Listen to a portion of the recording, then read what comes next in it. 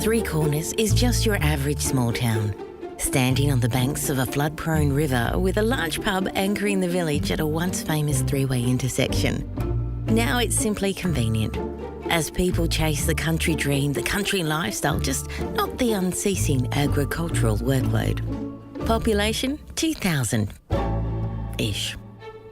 But like all small towns, scratch the surface and you'll be surprised at what you find underneath. In that sense, Three Corners is really no different to any other small town I know, except perhaps for some of the characters you might meet.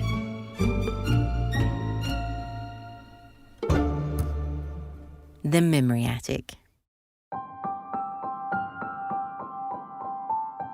It smelt of dust, stale air and old memories. The sunlight filtered through the window as the motes flew around the room in the wake of his footsteps.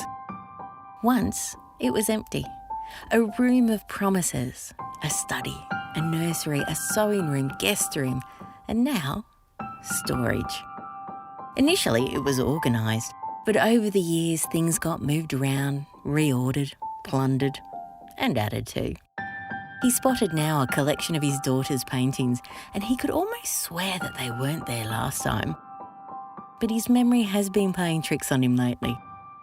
Well, that, or the fairies had indeed invaded his home to hide the keys, his glasses, the phone, his wallet, his papers, that damn bread knife, all the good scissors. You name it. An involuntary snort of disbelief escaped. The fairies indeed. That was who his wife always blamed. A saucer of milk on the doorstep at night to appease the pixies, she said.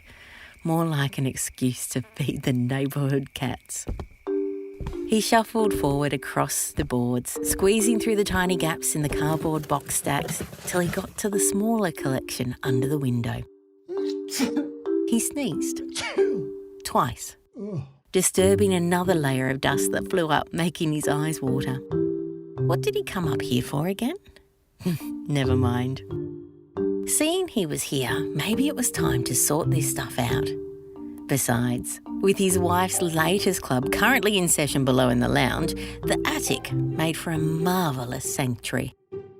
Catching the edge of the afternoon light, almost hidden, but not quite, was the corner of a small brown school port. Cracked and faded, it had weathered many years as a carrier of knowledge, a seat, and a missile. A shackle of his teen years. Now, that was a long time ago. Gripping the Bakelite handle firmly up, he unwedged it with a sharp pull. A rasp of board on board and the thump of a lighter box which fell neatly to the side, spilling decades of old photos. He placed the port gently on the windowsill and stooped to pick up the photos, instantly lost in the images they held. Moments captured when the art of capturing them was precious. Children to adults, neighbours, family, summers when cricket was only on the radio, a water slide on the front lawn and the faded haze of time caught on a Polaroid. Scooping the smaller photos up with his right hand, he used the left to balance while his knees creaked and groaned in protest. It wasn't age, he chided himself. It was disuse.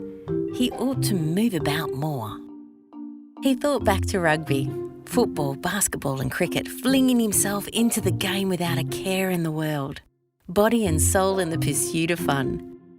Then there was the dancing and driving, the pranks and joy, unfettered, young and able. He chuckled. Knees. Bastards, really. Disuse? Misuse, more like it. He looked at the one photo left lying on the floor. Bigger than the others, black and white, 20 young women, large hair, slim dresses, wide eyes.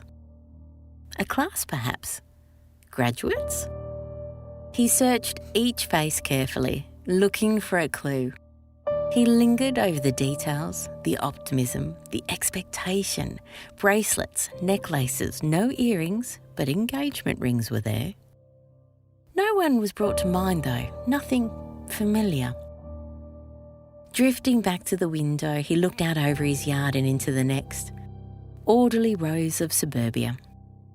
each with a small garden and a big dog, or a big garden with a small dog, except for the Joneses at the end who had years of accumulated junk, a bit like his attic. He sighed and turned his gaze back to the black and white.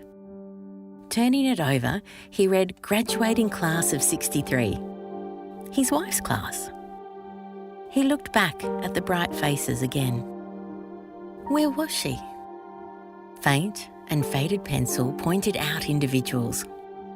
Norma, Wendy, Betty, Jean, Gay, Janet.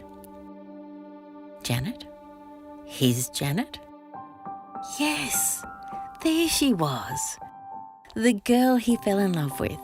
He could see her now in the middle, up the back. The same perfect posture, that beautiful warm smile he still adored. What a looker. He drew a deep breath as he looked again. His wife. His Janet. Sinking slowly to the floor, he struggled to hold back the tears. He hadn't been able to recognise his love. His best friend. His wife. It was time. So clutching the photograph, he took a deep breath, pulled his phone out from his pocket and made the call. Hello, Three Corners Tattoo Studio. Today's episode of Three Corners was produced by our maestro, Postie. and featured the spotlight tones of Jack. For more stories, head to talesfromthreecorners.com.au or subscribe to wherever you listen to your favourite podcasts.